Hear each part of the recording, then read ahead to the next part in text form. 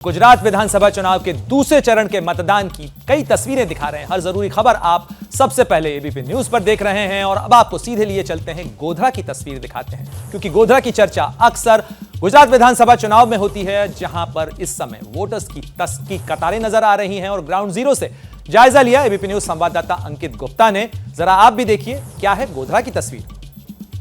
इस वक्त हम मौजूद हैं गोधरा की विधानसभा सीट पर। गोधरा शहर में तो मतदान की रफ्तार धीरे है ही, लेकिन अगर हम जो है ग्रामीण इलाकों की भी बात करते हैं तो वहाँ पर भी रफ्तार बहुत ज़्यादा तेज़ नहीं है। हालांकि अगर हम जो है पिछले कुछ घंटों की बात करते हैं तो लोग घरों से निकले हैं। देख सकते हैं कि इस वक्त हम जो है जिस एक गांव के इलाके में आए हुए हैं, ये गोधरा विधानसभा क्षेत्र में ही आता है। और फिलहाल देखिए यहाँ पर पुरुषों की कतार जितनी लंबी है उससे लंबी इस वक्त महिलाओं की कतार है।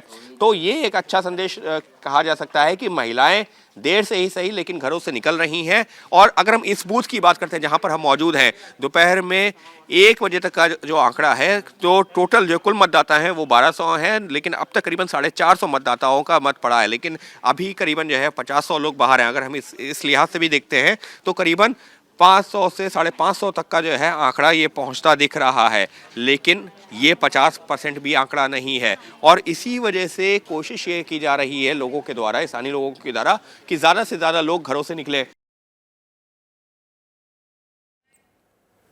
तो एबीपी न्यूज संवाददाता अंकित गुप्ता की ये रिपोर्ट आपने देखी। हमने आपको बताया कि किस तरीके से कतारें लगी हैं, लेकिन अभी भी कोशिश चल रही है कि अधिक से अधिक मतदाता निकलें। एबीपी न्यूज भी गुजरात के अपने तमाम दर्शकों से यह अपील करता है कि आप भी अपने घरों से निकलें। अगर आपने अभी तक वोट नहीं डाला है तो जरूर जाएं, मताधिकार का इस्तेमाल करें, क्योंकि यही आपकी आवाज है।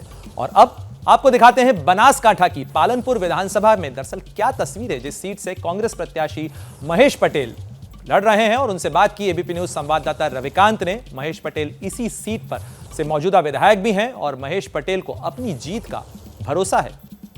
उत्तरी गुजरात के बनासकांठा जिले में हम हैं, जहां पर पालनपुर सीट से लगातार 2 बार कांग्रेस के प्रत्याशी जीतते आए हैं और इस बार उसी प्रत्याशी को फिर से जो मौजूदा विधायक हैं उनको दोबारा टिकट दिया है कांग्रेस ने। और अनिकेत ठाकर जो हैं वो बीजेपी से कैंडिडेट हैं। यहाँ पर हम देख रहे हैं कि जो बूथ है वहाँ काफ़ी उत्साह देखने को मिल रहा है। सुबह से ही हम अलग अलग इलाकों में जा रहे हैं और पालनपुर की सीट पर वोटरों का उत्साह काफ़ी ज़्यादा देखने को मिल रहा है। अलग अलग बूथों पर अलग अलग तरह की प्रतिक्रियाएं आ रही हैं। किसी बूथ पर एक तरफा वोट पड़ रहा है और कुछ ऐसे बूथ हैं जहां पर मिक्स्ड वोटिंग दिखाई दे रही है।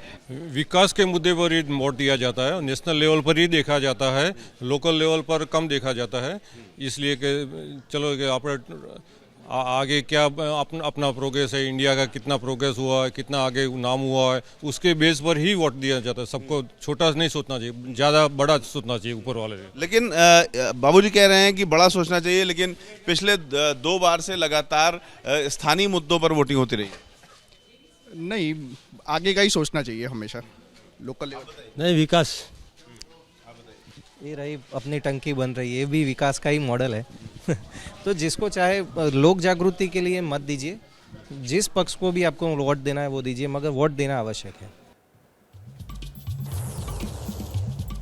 तो बनासकांठा के मतदाताओं के मन की बात आपने जानी एबीपी न्यूज संवाददाता रविकांत की इस रिपोर्ट में। क्या मजबूरी है मेरी, बताइए। मैं अभी आपको बताती हूँ कि मैंने ओए होए होए होए नमकीन के चटकारे लेते हुए टकटकी मार के डिबेट शो को पॉज रिपीट कर करके देख रहे हैं जोगिंदर जी। इनकी तरह आप भी देखें अपनी फेवरेट डिबेट्स को रिपीट कर और डाउनलोड कीजिए एबीपी लाइव ऐप अपने स्मार्ट टीवी पर।